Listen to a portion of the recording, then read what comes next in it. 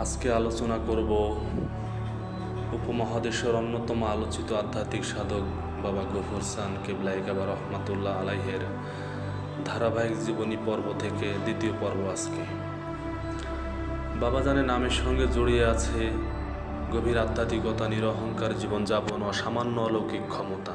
তিনি একজন বুজুর্গ হিসেবে পরিচিত ছিলেন, যিনি বাহ্যিক পাগলামির আড়ালে এক মহাসত্য, ভক্তি ও মানবিক মূল্যবোধের প্রতিচ্ছবি হয়ে উঠেছিলেন।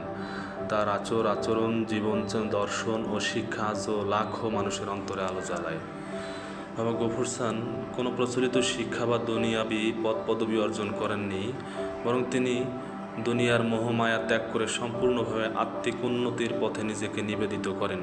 সাধনার শুরুতে তিনি দীর্ঘ সময় নিঃসঙ্গ জীবনযাপন করেন, জিকির আজকারে ডুবে থাকতেন। খাবার দাবারে আগ্রহ ছিল না বললেই চলে।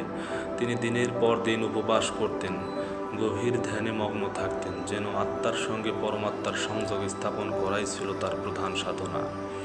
তিনি বলতেন, এই দেহ পাঞ্জার ভেতরে আলোর খোঁজ করো। বাহিরের খোঁজে আত্মা নিঃশেষ হয়, অন্তরের খোঁজে আত্মা মুক্তি পায়। তার এই দার্শনিক বাণী মানুষকে আত্মশুদ্ধির দিকে আহ্বান করে। হুজুর কেবলার জীবন ছিল দারিদ্র সীমায়। তিনি কখনো নিজের জন্য কিছু রাখতেন না। যা পেতেন অকাতরে তাই দান করে যেতেন। ধন সম্পদ, খ্যাতি, রাজনীতি বা কোনো দুনিয়াবি প্রভাব প্রতিপত্তি তার মন ছুঁয়ে যেতে পারেনি। লোকে যখন তার কাছে কিছু চাইতে আসতো, তিনি দিতেন সান্ত্বনা, দোয়া ও আশ্বাস।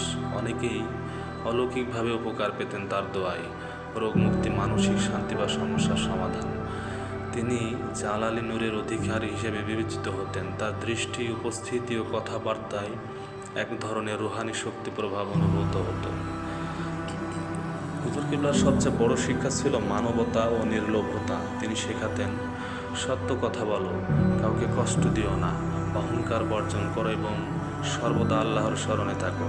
তার কাছে ভক্তরা শিখতেন যে প্রকৃত সাধনা মানে শুধু মসজিদে নামাজ নয়, বরং প্রতিটি কাজে, প্রতিটি কথায়, প্রতিটি চিন্তা আল্লাহকে স্মরণ করাই হচ্ছে প্রকৃত ইবাদত। তার জীবন আমাদেরকে শেখায়, একজন মানুষ বাহ্যিকভাবে যতই অদ্ভুত হোক না কেন, অন্তরের পবিত্রতা, ঈমান ও সৎকর্মই হচ্ছে আসল পরিচয়। তার জীবন আমাদের ভণ্ডামি ও লোক দেখানো ধর্মীয়তার বিপরীতে প্রকৃত আধ্যাত্মিকতার কথা বলে।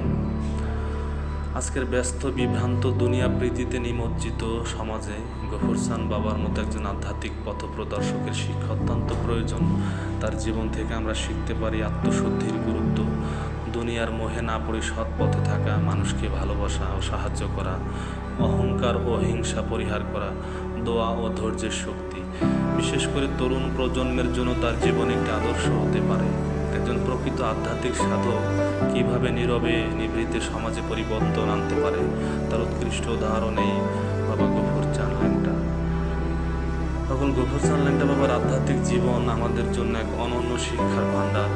তার জীবন ভিত্তিক শিক্ষা শুধু ধর্মীয় নয়, বরং মানবিক, সামাজিক ও আত্মিক বিকাশের জন্যও প্রাসঙ্গিক।